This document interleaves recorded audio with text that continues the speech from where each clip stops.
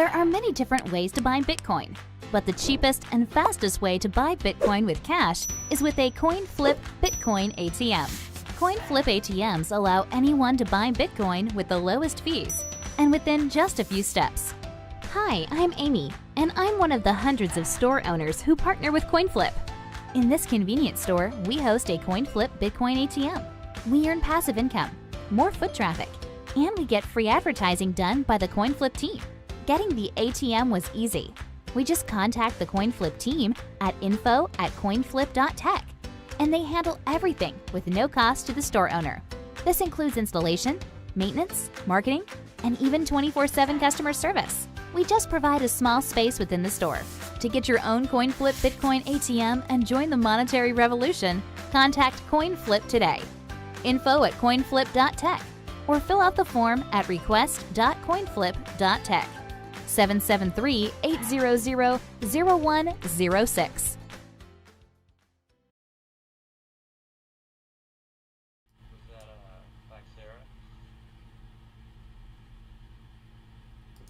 All right, now we're live. All right, cool. It's live. How goes it, bro? It's going great, and also kind of like hectic. Everyone's just staring at the fucking graphs right now, right? Yeah, I can't tell you how many people are DMing me shit they should just be typing into Google right now. I'm like so fucking over it.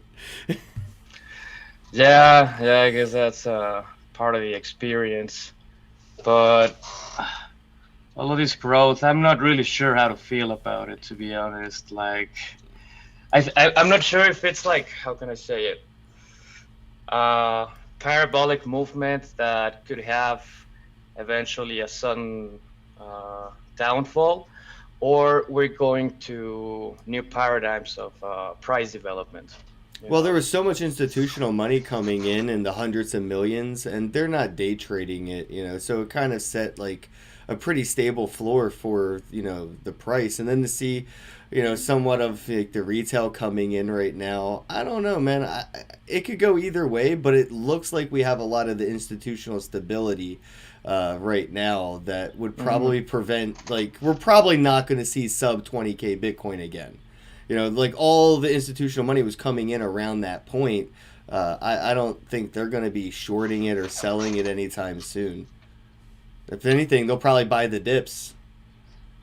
Yeah, that's true. And also what has been happening after every hike, I see that it goes sideways.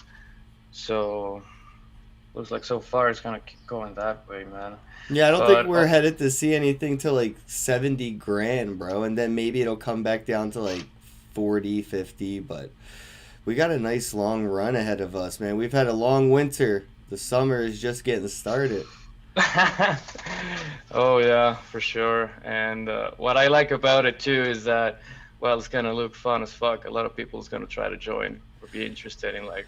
Well, that's the thing, right? All the coins are going up, not just Bitcoin, right? We're starting to see Ethereum take off. A lot of the alts, even Doge breaking a penny is like kind of historical, and it's not like it's coming from any other cap. It's new money coming in right now. It's not like, oh, Bitcoin money went to Ethereum. Like, nah, new money's coming into all of it. Yeah, they're all going everywhere, but also like leaving the investment part of it aside, the financials and all of that. I mean, the tool for exchange, adoption itself, which I would say is the best and the most solidifying thing for, how can I say it, for the crypto market to grow, So I think that a lot of people right now are focusing on how much money they can make with it, but what could lead to, how can I say it, more options and alternatives and tools in the crypto space is to make common the sense that, well, this is a tool, that you can use for charging and for paying, not only for like speculating with it. And it's not because just most a people don't know stock. that. Yeah, that's how people kind of are coming into it, seeing it like, oh, it's like a Tesla stock. Like, no, it's much more than just a share Yeah. of what Bitcoin is. You know, it's you can use it rather than speculate on it. And I think, you know, like you mentioned, people getting into it through like Cash App and PayPal now seems to be the more mainstream on ramp, and those Oh, yeah. actually incentivize using it. There's like gift card options now, and stores that accept, you know, PayPal can accept Bitcoin through PayPal, and they're actually incentivizing that utility to it. Like, here, you could speculate on it and maybe it goes up and down, but you could also use it next time you go to the store. Yeah, I know. As I understand, you're not able to send your Bitcoin out from if you buy it with PayPal, right? I don't believe so yet, but that's how Cash App started. Cash App for a few months wasn't able to do that, and then now you can, you know, withdraw your Bitcoin from Cash App. Oh, fuck. Okay. Yeah, so that's probably how PayPal is going to go. I'd imagine, you know, they're just testing out the waters, and eventually they'll open it up, because the amount of people that are going to want access to withdraw will be so vast. They'll have to, you know, it's like their user base is probably going to demand it before they even give it to them. Yeah. Yeah, probably. You know, also something that I was thinking about is, well, I would like your opinion on this first, because which one would you say is like a, let's call it a treasure, right? Within all of the things that you can do with crypto, practically, you know, a treasure to discover for people that don't know about this. I would probably say DeFi. You know, something to do with being able to, you know, not just be your own bank and put your Bitcoin in a ledger, but take your money and be able to take some and do something with your Bitcoin, like, you know, put it up for collateral, take out a loan, earn interest on staking your currencies. So I think that's going to be the big waking point this 2020, is people are going to wake up and be like, well, wait, why is it just sitting on my ledger and doing nothing when I could use something, you know, to, you know, stake, or I could, you know, join a pool. I could do something with this and make more of it just by having it. And I can't do that just because I have my keys. I got to put that money to work with some tools that the banks would use. So I think we're going to see a big adoption of the DeFi industry when it comes to like independence. I think we're going to see so many people forking those things like Sushi and Uni, and it's not going to stop. I mean, we've seen Little Yachty come out with his own coin. What's stopping him from coming out with his own DeFi index and exchange and shit like that? Like, nothing. Dude, what if like mainstream influencers figure this shit out, you know? Well, they have. The only thing is they're already comfortable, right? Like the bigger people like PewDiePie, Mr. Beast, those motherfuckers are so comfortable. They don't have to take these risks. This is a risk, right? So like these risks could put their whole business in jeopardy, and that's all their friends, employees, and family that they got on the payroll. This isn't for the bigger influencers still. Like even Little Yachty experimenting it. We know what happened in 2017 when like DJ Khaled and everybody else got arrested, and like, you know what I mean, for like supporting some other shitcoin or another. So this is all still experimenting for the bigger influencers. You know, it's cool, but like, it's not like worth the risk for them when they could just make a video and make the same amount of money we're doing with trading. You know, it's like, until we see regulations ironed out and see like, okay, this is how you can do a personal currency if you are an influencer, and this is how you can do a non-fungible collectible series if you're like a celebrity, like how Deadmau5 is doing it. I think we're going to start to see those roadmaps really be ironed out, so the future influencers that are big, like those PewDiePies and Mr. Beast, the fucking Kardashians, they could be like, hey lawyer, look at what they did and make sure we do it right. Listed on Memo Cash Exchange, so like people can buy KenCoin. I got my own collectibles on Atomic Hub, so instead of sending me like a super chat, you could just go buy a non-fungible collectible, and I'm already starting to see them increase in value on the secondary market for my collectors. So it's pretty cool to see like I'm giving value to my fans for supporting me. Like, imagine if you gave me $10 on PayPal, but the receipt that you got, you could sell for $12. You can make a $2 profit off of a receipt. That's basically an NFT. Fuck, that's beautiful. That's beautiful, and it's accessible to anyone right now. Exactly. That's why we have to take until maybe KYC comes down the line for non-fungible tokens, and maybe when you want to go on OpenSea or Rarible this time next year, we may have to go and put in a driver's license just so we can buy an NFT from Ferocious. But right now, you don't have to do that, and I think that we'll eventually see them tightening down on the non-fungible token community and industry. So, like, this is the best time to experiment, play around, grab some, because who knows in the future what, like, you know, borders to entry there will be just to get your hands on a dead mouse NFT. Wow, this is just freaking insane. I mean, where is the world going with all of these? Like, what's going to be the outcome? You know, what's going to be the scenario like? Because right now the scenario is pretty fucking weird as well, you know? No, it is. I think everyone's going to end up being their own Satoshi. We're all going to create our own money, give it our own utility. People will support it out of fandom or whatever. People will provide liquidity, and people will stake it and play around with it, whether it's Justin Bieber coin or Ken coin or fucking who cares. I think we're going to see a whole world where people can create money just like the Federal Reserve can. It's just going to be up to their local community, you know, to decide whether or not the utility you provide to the money you create is worth using and trading and everything and investing in you yourself. I think, you know, if I could buy a couple gift cards to a local pizza shop and resell them because they're scarce, that would help everybody. And I think that's how we're going to see small businesses use this technology, is maybe they'll have a way to get gift cards and as NFTs, and I'll be able to trade those NFT gift cards, you know, just like, you know, we do with gift cards today. But you know how hard it is to sell a fucking gift card right now? Like, go get like a Toys R Us or Blockbuster gift card. I know, really bad references, but that's why I went there. And then try to sell that gift card online. You know, it's damn near impossible.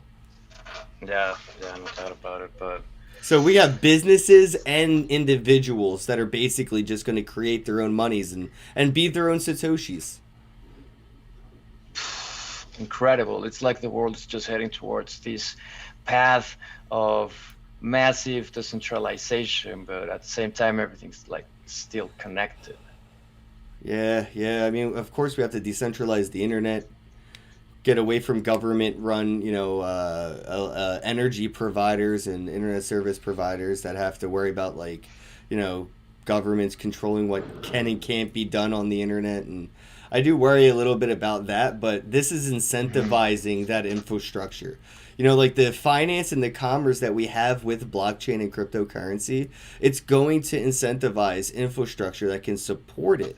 So the more we see dabbling in decentralization, the more we'll see being invested into its stability and making it more and more decentralized as that chain goes on. So right now it's just been a bunch of nerds playing around, but we're starting to see like legitimate companies throwing hundreds of millions of dollars at this, and it's not just to invest and speculate, but they're also buying it to play with it and see what they could do with it and build on it. And you know, they're actually doing things with this currency that is more like protocols and APIs and writing smart contracts. So it's really taking the money out of the circulation, or the currency out of circulation, and turning it into something else. Like if I were to give Banksy a dollar bill and Banksy draws on it, that dollar bill is going to be worth $1 million because Banksy is a famous artist. So Banksy just drawing on a piece of paper that's money made that money worth more money. And we're starting to see companies do that with Ethereum and other currencies, where they're taking it out and they're doing something on it and building on top of it. And that actually increases the value of the thing they're building on. Incredible.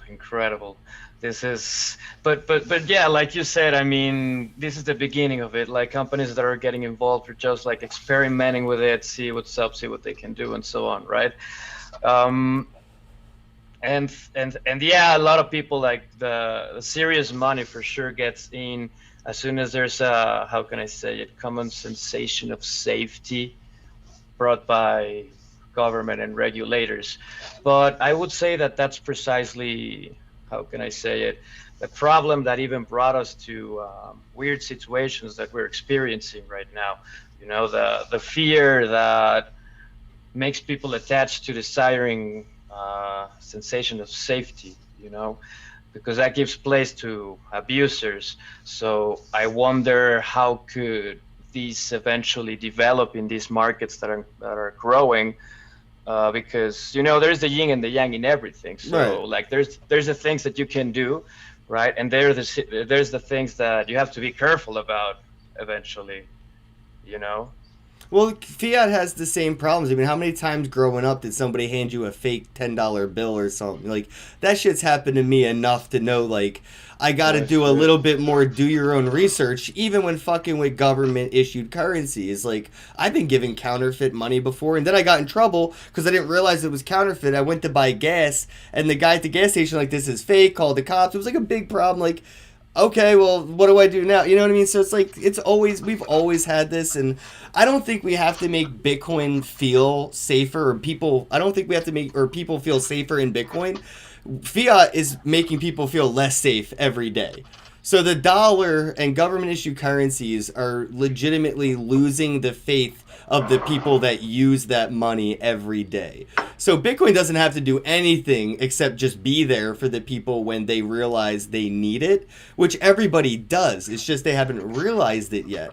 And more people are kind of waking up to that. And we're starting to see, you know, especially here in the U.S., where people are like, oh, the election's rigged, and, you know, starting to wake up to more of how, like, the government is really like a puppet master and putting on a show. And, like, you know, people are starting to realize that, like, even the dollar is just a complete, you know, shadow of a currency. It's not real. And they're starting to dump their dollars for something else, whether it is gold or Bitcoin.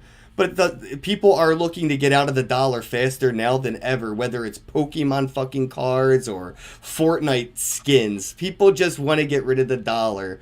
And Bitcoin it's been here waiting, and it's been working ever since its inception. So I just think it doesn't matter, you know, a whole, you know, safety thing for Bitcoin. It's just how unsafe is the fiat, you know, dollar getting, and that's really what matters.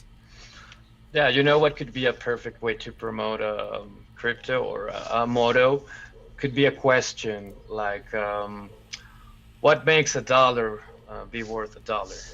You know, and then something below it like crypto or Bitcoin or I don't know, whatever.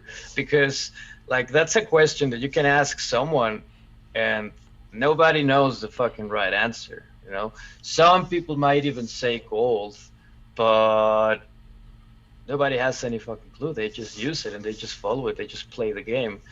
So I don't know, man. Like these, I'm not even sure about like promotion because people are just adopting it. You know, there's normally a technology adoption rate too. I think that people can Google that or whatever they use as a search engine. But yeah, the technology adoption rate is something that grows exponentially and then eventually reach a stable like trend. You know, it just goes sideways once it reached everyone that it can reach, and the line collapses as soon as there's some more how can I say it, newer technology, something that makes shit easier. People just go towards that, and you can see it with the radio, with the telegraph, telephone, and now the internet. And looks like in this case, it's the beginning of financial technology. Yeah, blockchain's next, man. Yeah. I mean, we're even starting to see Elon Musk meme about using Doge on Mars and shit like that. But it's subtle jokes that actually become realities.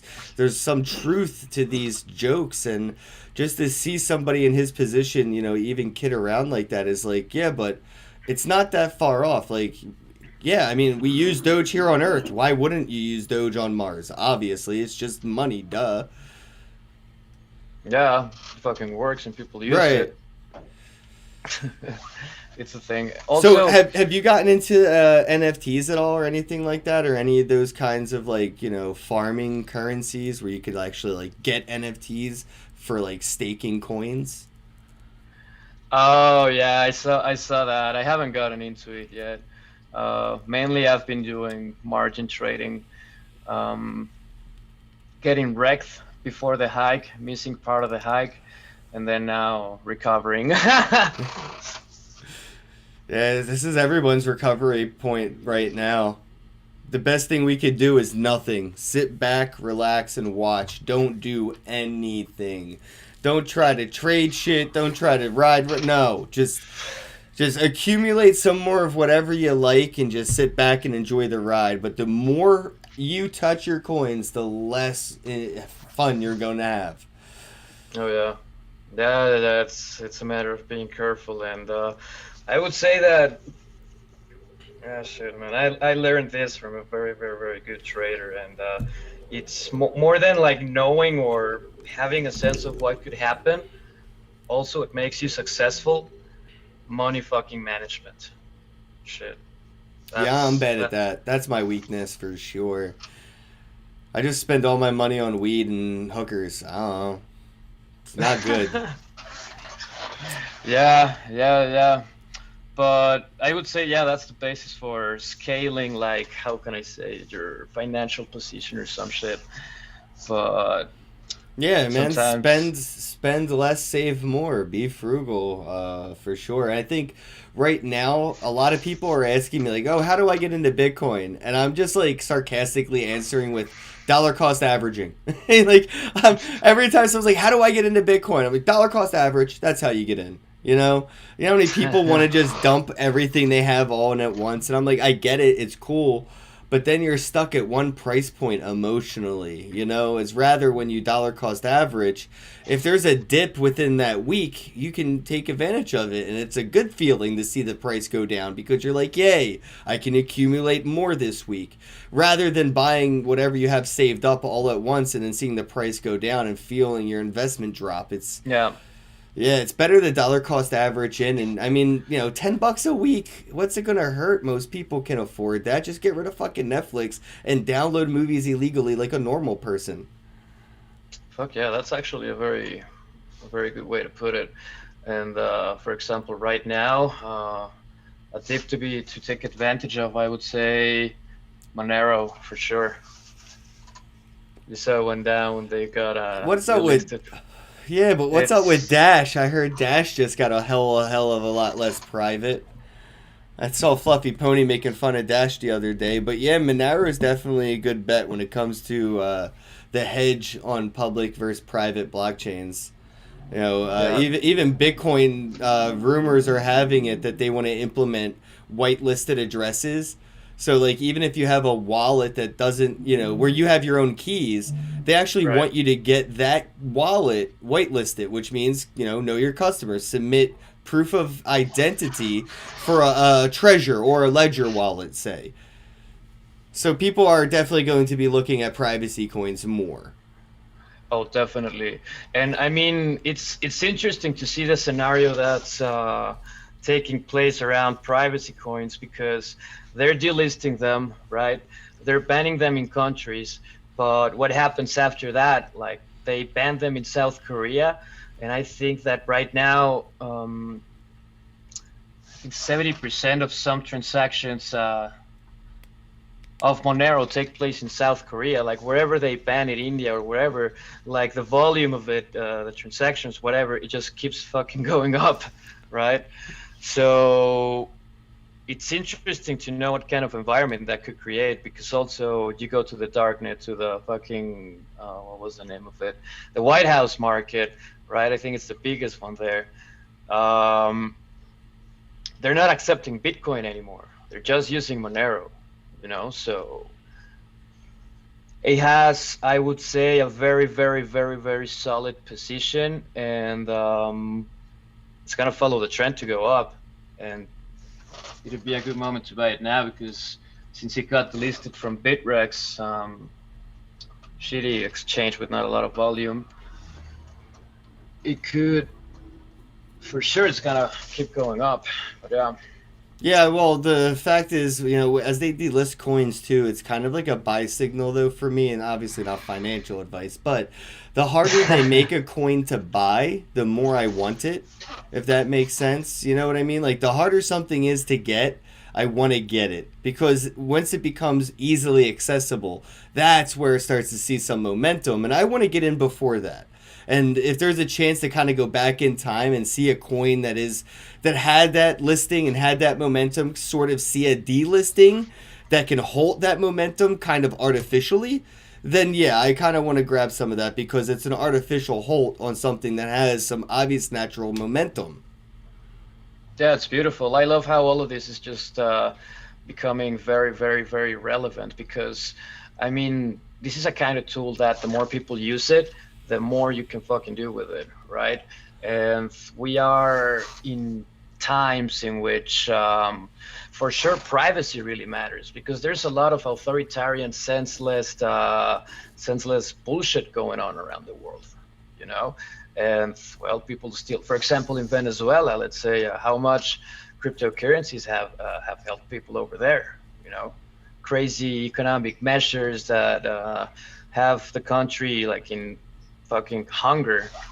So I think people over there are using Dash, or it was I don't know. No, Dash I think it was or Smart Dash. Yeah, Dash. It was I think Dash, it was both, right? but yeah, Dash was really popular.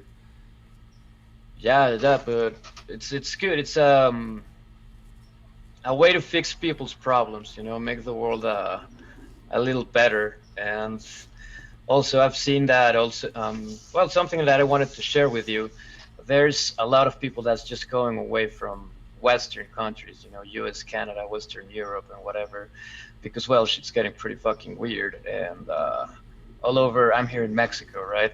But all over here, also South America, I also heard Southeast Asia and all of that. Like, people are just, it's becoming a trend for people to just go buy some land with other people, build a community, do permaculture, and so on. But what I like about the ones here in Mexico is that while they focus on those like basic needs and all of that, they also focus on the tech part of it. You know, it's like, yes, let's decentralize ourselves from the greed, but let's use the tools that we have available to ourselves. So I'm pretty sure that it's gonna be a scenario kind of like in the collapse in the Roman Empire. Everyone all over Europe was creating their own fucking fortress, castle, whatever, and eventually it grew because it was a defense from attacks and all of that stuff. So looks like shit might get a little bit wilder, but I mean, you know, No, crypto could be the catalyst that helped us build those, kingdoms 2.0. Where we have those crypto castles and those tribes that are built by Dash and Monero or Bitcoin and Litecoin, where these people, they'll flock to those communities and they'll build with each other. And we've seen it even happen here in the U.S. with, the fucking mafia basically created New York City. Without illegal activity and illegal money and all that shit, we wouldn't even have New York City the way it is. But because that business model took off, those people built a city around it. Same thing with Las Vegas. Gambling, sex, all that shit wouldn't be around without some, so it's inevitable to sort of see where we can go with this, what Brock Pierce is doing his thing in Puerto Rico. There's people all over the world that have these pop-up crypto, I want to start calling them crypto kingdoms, because that's essentially what we are building is a new way to protect ourselves, from those the government bodies around us, those other kingdoms that we don't agree with. And I think what's happening a lot in the U.S. too, we're seeing a lot of celebrities, sort of leave the cities and start to buy farmland and become more self-sustainable, where they're all more off the grid. And it's becoming trending even for celebrities to do this. Yeah, it's interesting because there's even a lot of influencers that are into this topic too. It's definitely officially a thing right now to talk about going somewhere else or buying land, specifically nature, right? Because I mean, everything's going digital, dude. Most of the like there's the job market right now. Most a big fucking chunk of it is just like sitting down and on your computer and start doing stuff, you know. And that's I saw an article from Forbes from 2016, I guess, right, that was talking about the kind of like the way to live. Like a citizen from 2030 was explaining how life was, and she was talking about like flying cars available for everyone at any moment. They have like their super tech developed apartments, and when it was time to work, it was only time to be like they call it creative time or something. But they said that there wasn't. This is the creepy part about it. She mentioned something about there wasn't being any privacy or whatever, right? That everything you did was recorded, processed, or something. But other than that, she never had a problem with it. But she said that was a little creepy in this note. And yeah, supposedly, well, there's, I don't know if you know about this, but the World Economic Forum is doing something, well, it's planning an event called the Great Reset, or an initiative or something. Yeah, I heard the Bitcoin Ben talks about it, and then Rice Crypto and a couple people I follow, so yeah. Yeah, well, of course, it's going to be more something that's struggling to survive, you know, centralized, authoritarian kind of like attempt to keep control of resources, right? As it has been for a while. But yeah, actually, one of the communities that's building here in Mexico, they're called the Freedom Cells, are organizing a kind of like a counter event to the Great Reset, and there's going to be crypto people there, speakers. It's going to be James Corbett is going to go there, and some other journalists as well. Tell me they're going to call it the Great Backup. They're going to call it the Greater Reset. Oh, the Greater. Okay. I was like, there's so many great opportunities for a good pun. Yeah.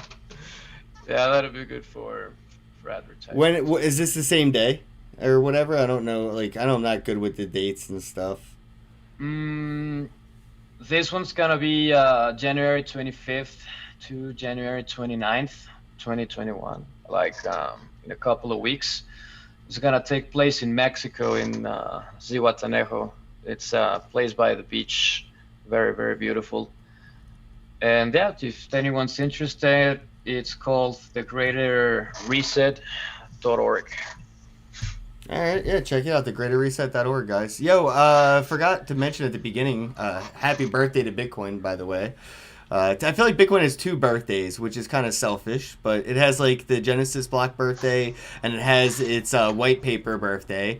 So today, I believe, is the white paper birthday, right? Yeah? Proof of key day? That's today, right? Yeah. I'm not sure. Well, I have the white paper framed down there too. I still never read the white paper. I don't want to. It's boring. Reading sucks. I just picked up a Bitcoin and learned how to use it. I don't like reading user manuals. Yeah, that's like the best thing to do, you know, because I mean, you can use, like, you have a hammer and you can fucking do the research about how it was created, what makes it be a hammer, or you can just fucking use the hammer. Yeah, I'm just taking a look at my chat, and it's just, sorry about all the weirdos in the chat, people. Little Yachty is a native token to the Phaso app, or Fuso. I can't even say that name out loud, Zach Drew. Fyooz. Fuse? Fuse? Is that what it, right? Fuse? I'm sure that's how it's said.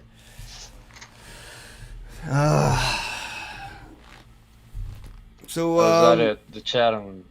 It's, yeah, I'm on YouTube, Periscope, Facebook, all different places. So the chat's coming in from all over.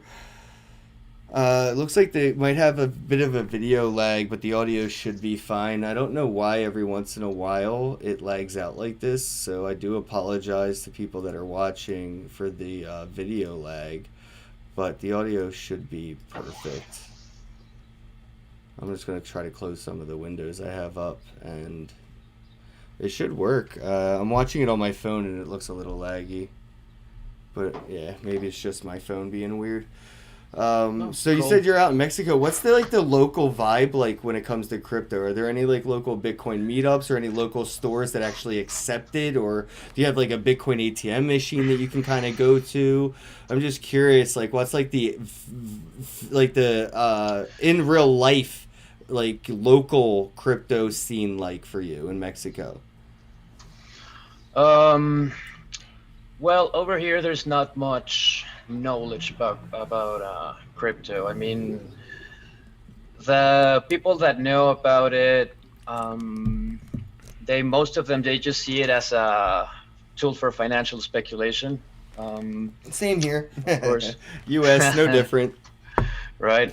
But for sure, there's a lot of expats that were either working on a crypto project online and they decided to come here because you can get a good lifestyle for cheap. And they created a scene. There's, I would say, well, there was one that started in Acapulco with all of the Acapulco people and so on. But shout out to Jeff Berwick. Yeah. And but a lot of them have been diverging towards other cities. In Guadalajara, which is in western Mexico, central western, there's the biggest crypto conference in Latin America. I think it's Talent, right? And there's a small community there of a lot of crypto dedicated people. Also in the city where I'm at right now, it's called Morelia. And there's a couple of developers here. It's just a very early stage, I would say. Developers that make their money on crypto came here to just enjoy the warm during the winter or whatever. Is there a Mexican version of the SEC? Do people in Mexico worry about Yes. Yeah. There is a financial commission, but yeah. Well, just getting into that bucket. The advantage of, for example, developing yourself a crypto project here in Mexico is that, well, fuck, if this goes live, probably eventually someone will find out, but fuck it. But right now, the advantage is that legislation, regulation, and so on, what they do here, they just copy it from the United States or Canada or some part in Western Europe, as all of the other Latin American nations do as well. I think it's different with Chile. But yeah, they just copy those rules and they apply them here. But there's kind of a loop of 2-3 years after that regulation or law takes place in the US or any other part of the West.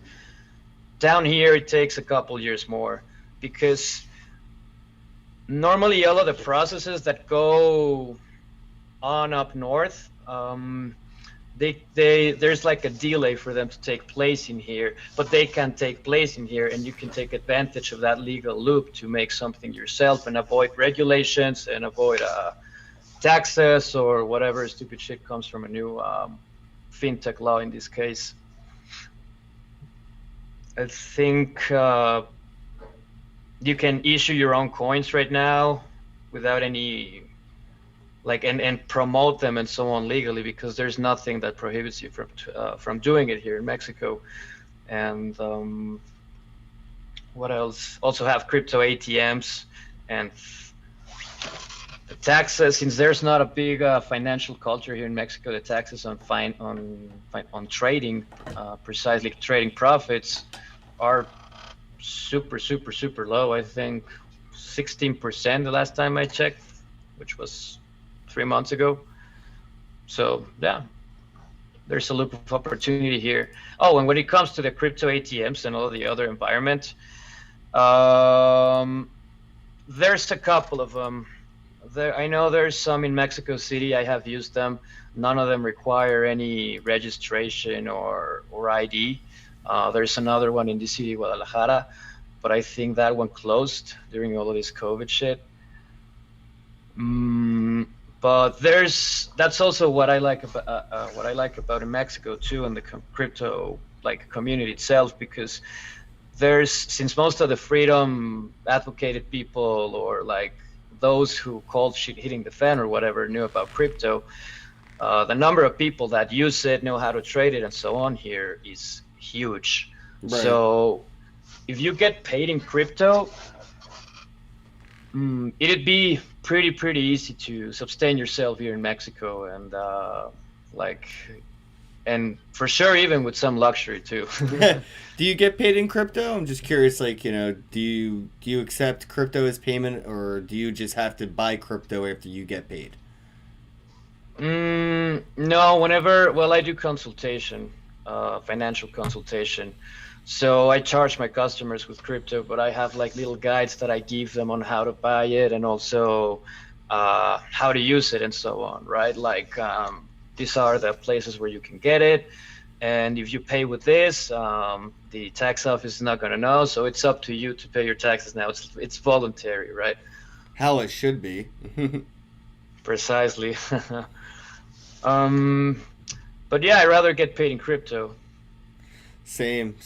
I think we're starting to see the athletes. I forget who it is. I always forget the guy's name. Damn it! Somebody from the NFL just started getting like their contract in Bitcoin, and we're going to see more of that happening as I think the year takes off. More influence, celebrity wise, people getting paid in Bitcoin rather than actually having to go out and buy it, because that's a taxable event rather than just, hey, pay me in it. I'd rather earn it than have to go and buy it and cause this whole tax issue for myself.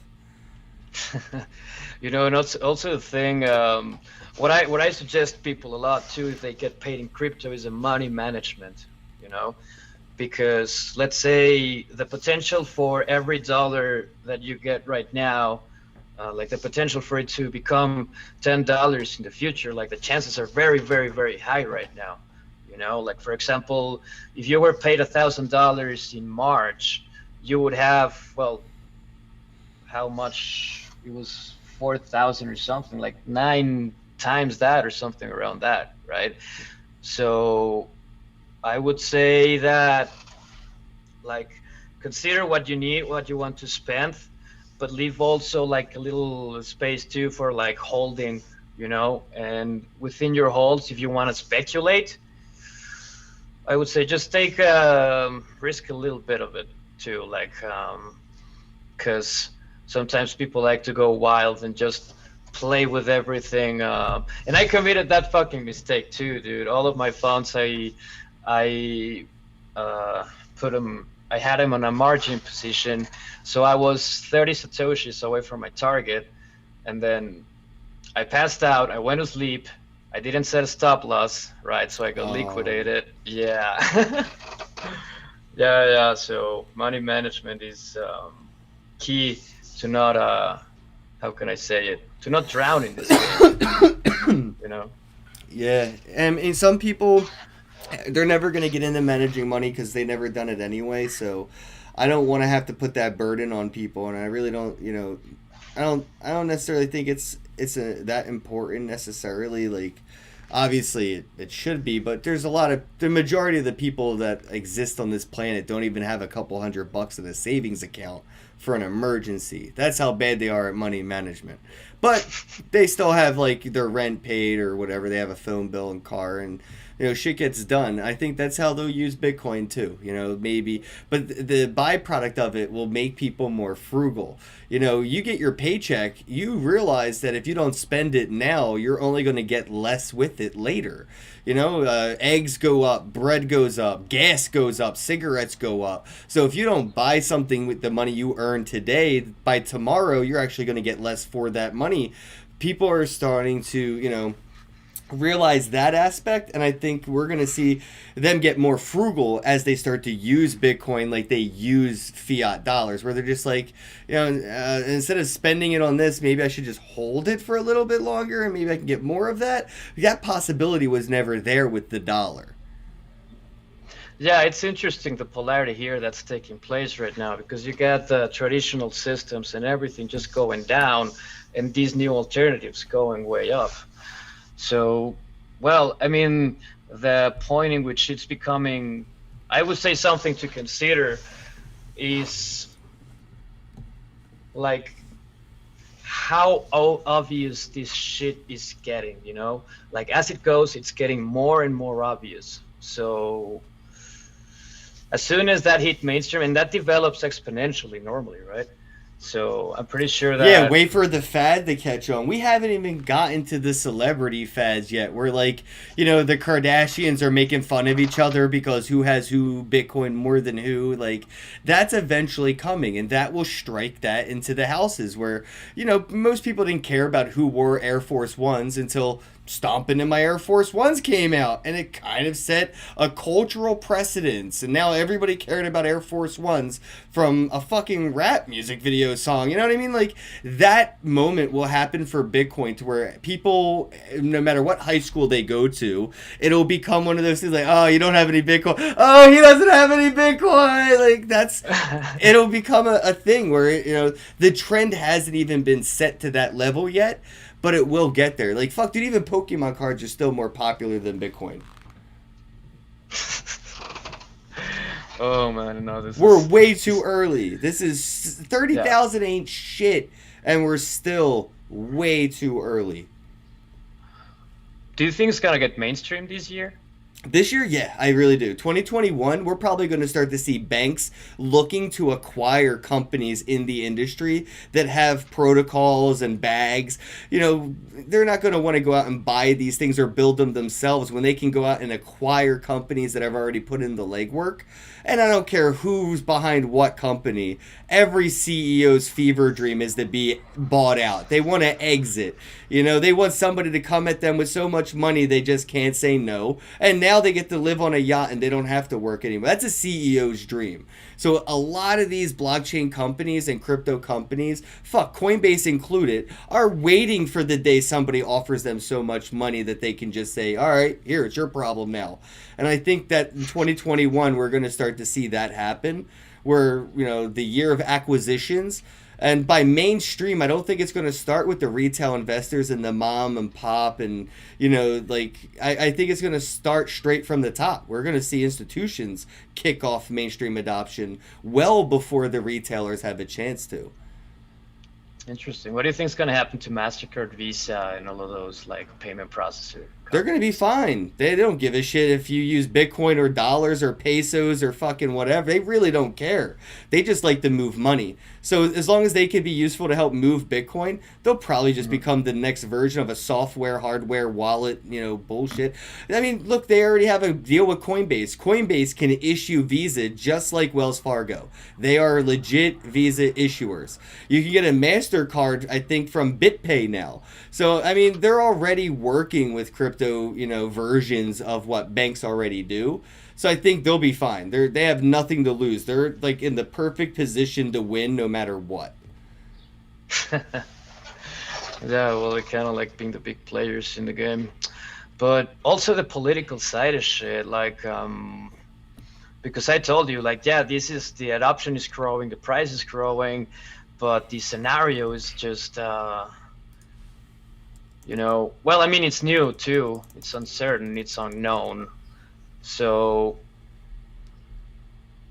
I don't know how could that affect. I mean, there's like two sides of each coin, right? I would say like the dark side of this coin is the Bitcoin only has one side. I'm sorry.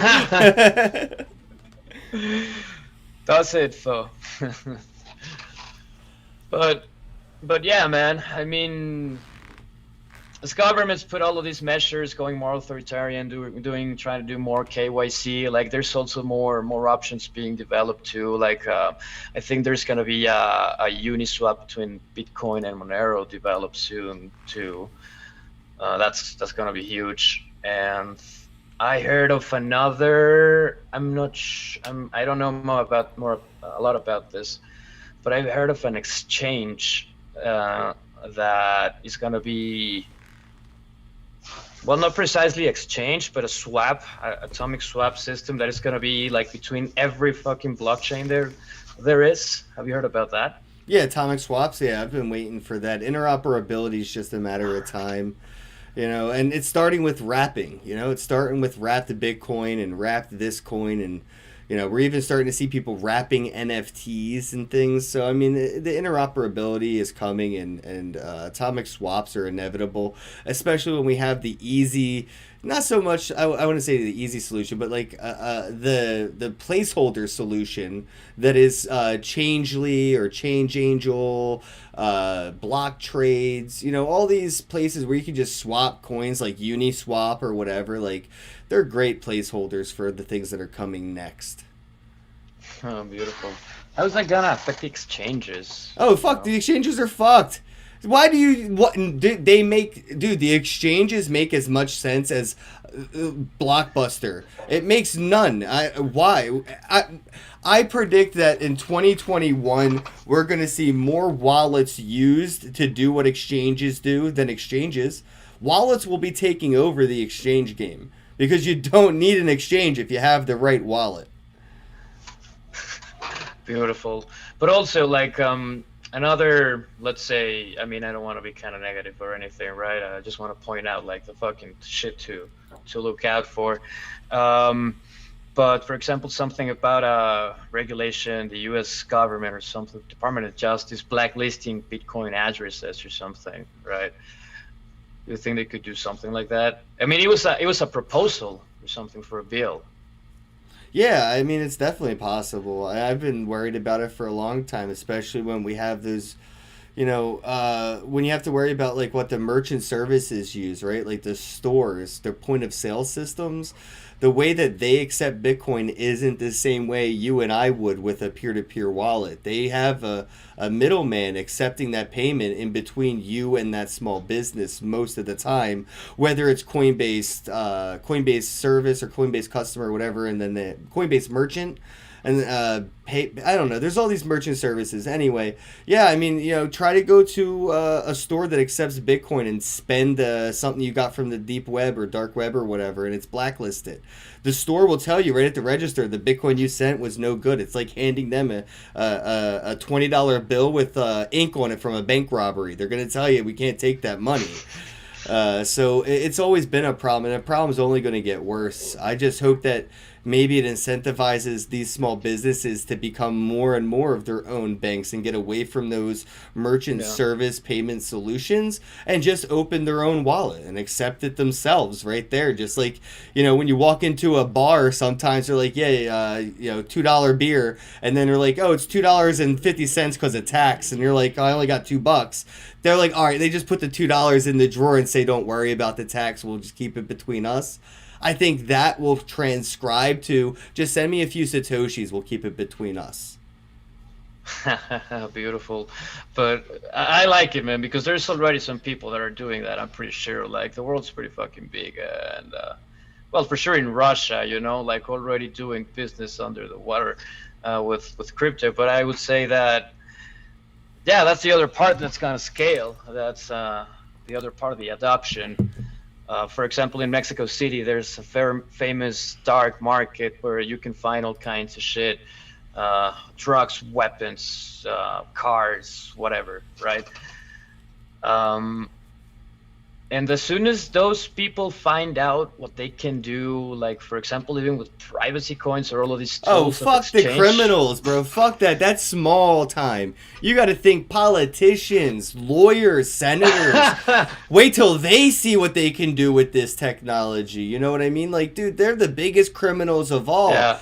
The Yakuza and their cartel ain't got shit on the U.S. government when it comes to being a fucking mafia, So, like, these lobbyists are going to love this technology once they figure out how to use it. Yeah, that's big. And also that's what's coming with mainstream adoption, by the way. It's the real money launderers are going to be coming, not just the fucking nerds playing with their mom's money in the basement bullshit. We're going to start seeing like big time money moved around. Everyone's going to try to jump in the boat. Exactly. Especially right now in the U.S. with this whole like election thing where like, dude, this is like weird as fuck. And it's definitely not helping the economy at all. So, I mean, yeah, we're going to start seeing, like you said, like, yeah, maybe the criminals, like the big, mafias and cartels may get involved and learn how to use this and see, like, but I think it's also the governments that are just as, you know, fucking corrupt are going to be able to take advantage of this and feed their own corruption. Of course. Wow. Crazy scenario.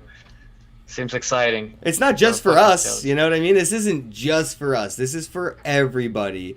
And that means it includes the government that we would like to, you know, decentralize. They, you know, they want to be able to take advantage of this and try to manipulate it, and they're doing the best they can. This past year, though, has, I think, because of all the other news, pandemic, killer hornets, fucking zombie apocalypse, as aliens have come to Earth now, and there's been so much shit that they haven't had time to really talk shit about Bitcoin all year like they normally talk shit about Bitcoin all year. And the 1 year they didn't have time to talk shit on it, it moons.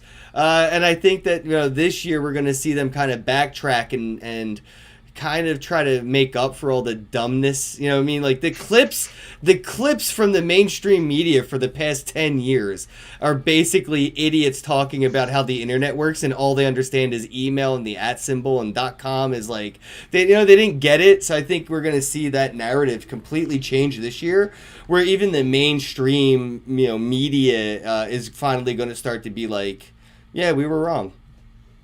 Yeah, that's true. I gotta see more fucking Bloomberg to see like how's their approach to Bitcoin, like what's the vibe they have towards it, right? Because they have like specific, how can I say, attitude towards something, either to demonize it or to praise it. But I don't know. It'd be interesting to see their all position we this need is Peter Schiff or Warren Buffett to become one of us. That's it.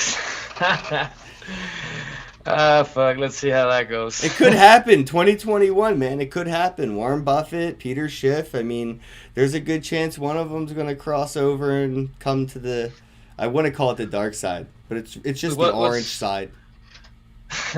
What's Peter Schiff's position toward, like, what's his main argument against it? It's just he doesn't get it. I don't know. I think his argument is he just never took the time to actually try to understand it, so he's just like, it's unicorn poop. You know what I mean? Like, his son's pretty big into it, but I don't think he has a stance on it because he's never took the, you know, he just doesn't know much about it other than nerds talk about it, you know, and that's, I think, his problem is he sees people like me in my pajamas talking about the future of money, and he's like, if he's talking about it, it can't be the future of money. So yeah, and that's also like, you know, a lot of people that come from the academic Austrian economics, libertarian, whatever, like scene, they have a more traditional approach to this kind of shit. Yeah, but that's the thing with tradition. It only works for so long, and then it becomes history. And I think we're headed to a new paradigm where tradition, we are starting what will become the next traditionary. So enjoy it, you know, guys. Like, we're literally at the forefront of what our ancestors will consider that point.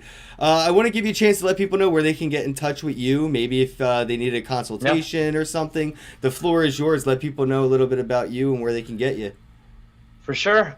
So far, you can find me on Instagram at RoyZZNUF, ROYZZNUF.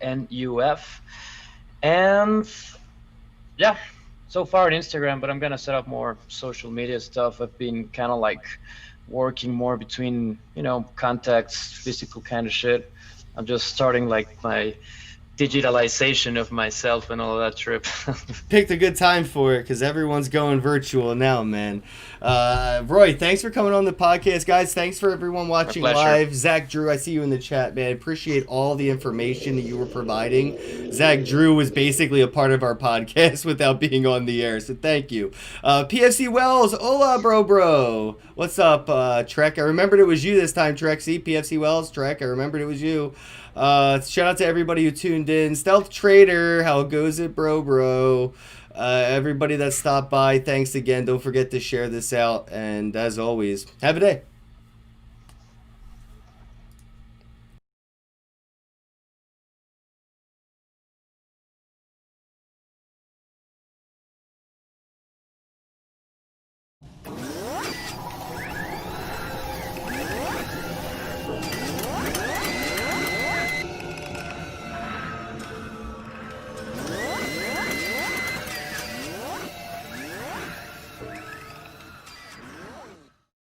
There are many different ways to buy Bitcoin, but the cheapest and fastest way to buy Bitcoin with cash is with a coin flip Bitcoin ATM.